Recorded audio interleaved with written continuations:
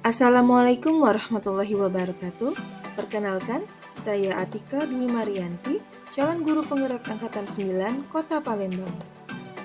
Pada kesempatan kali ini, saya akan memaparkan koneksi antar materi, kesimpulan, dan refleksi modul 1.1.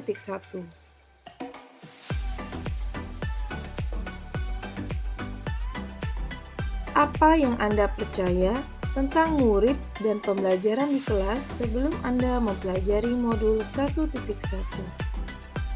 Yang pertama, guru mendominasi pembelajaran, teacher-centered learning. Yang kedua, pembelajaran terfokus pada target kurikulum seperti ketercapaian materi dan target KKM. Yang ketiga, murid memiliki keseragaman dalam berpikir. Yang keempat, suasana kelas yang tertib dan anak-anak yang memahami materi adalah fokus utama bagi guru. Apa saja yang saya pelajari dari modul 1.1 ini? Yang pertama, asas pendidikan. Pengajaran merupakan bagian dari pendidikan. Pendidikan dan pengajaran merupakan usaha, persiapan, dan persediaan untuk segala kepentingan hidup manusia, baik dalam hidup bermasyarakat maupun hidup berbudaya dalam arti yang seluas-luasnya. Yang kedua, dasar-dasar pendidikan. Tujuan pendidikan yaitu menuntun segala kodrat yang ada pada anak-anak agar mereka dapat mencapai keselamatan dan kebahagiaan yang setinggi-tingginya, baik sebagai manusia maupun sebagai anggota masyarakat. Yang ketiga, kodrat murid. Kodrat keadaan merupakan bagian yang tak terpisahkan dari dasar pendidikan murid. Kodrat keadaan terbagi menjadi dua. Yang pertama, ada kodrat alam. Kodrat alam berkaitan dengan sifat dan bentuk lingkungan di mana mereka berada. Yang kedua, ada kodrat zaman. Bagian dasar pendidikan murid yang berhubungan dengan isi dan irama. Keempat, budi pekerti. Budi pekerti, watak atau karakter merupakan perpaduan antara gerak, pikiran, perasaan, dan kehendak atau kemauan, sehingga menimbulkan tenaga. Budi pekerti juga dapat diartikan sebagai perpaduan antara cipta, karsa, sehingga menciptakan karya. 5. Menghamba pada anak, yang artinya pendidikan yang berpusat atau berpihak pada anak, student-centered learning. Yang keenam, tri-sentra pendidikan, adanya kerjasama dan kolaborasi antara lingkungan keluarga, sekolah, dan masyarakat. 7. Sistem Among. Ki Hajar Dewantara mengenalkan sistem Among sebagai metode pendidikan yang menekankan pada proses pembelajaran. Yang pertama ada Ingarso Sung Tulodo, di depan memberi teladan.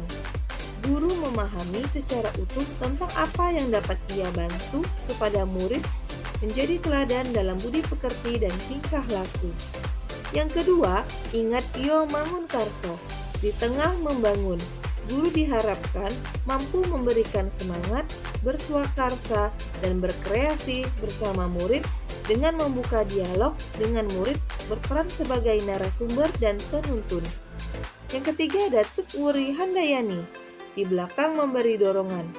Guru tidak sekedar memberikan motivasi, tetapi juga guru memberikan saran dan rekomendasi dari hasil pengamatannya agar murid mampu mengeksplorasi daya cipta, rasa, karsa, dan karyanya.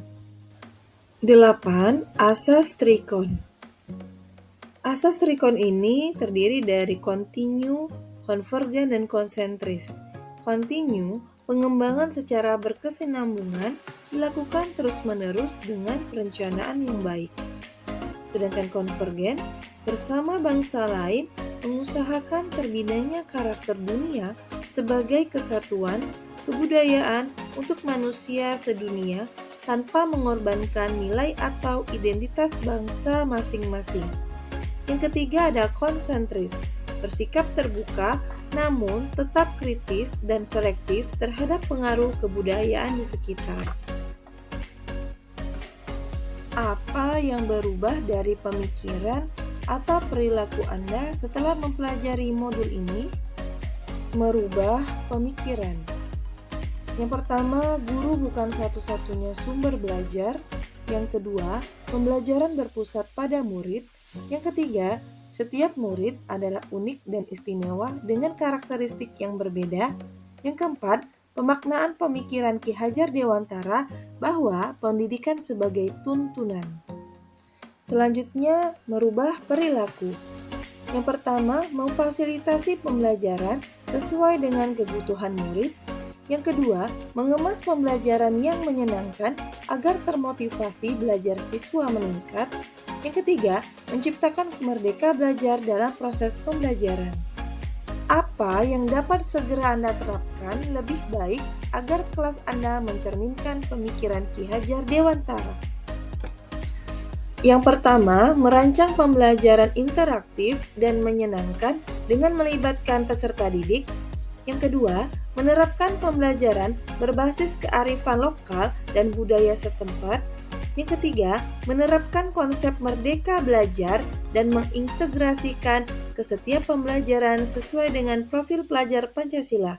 Yang keempat, menerapkan sistem AMONG. Yang kelima, pelajaran yang sesuai dengan kodrat alam dan kodrat zaman. Yang keenam, pelajaran yang mengutamakan aspek budi pekerti. Dan yang ketujuh, integrasikan permainan dan pembelajaran.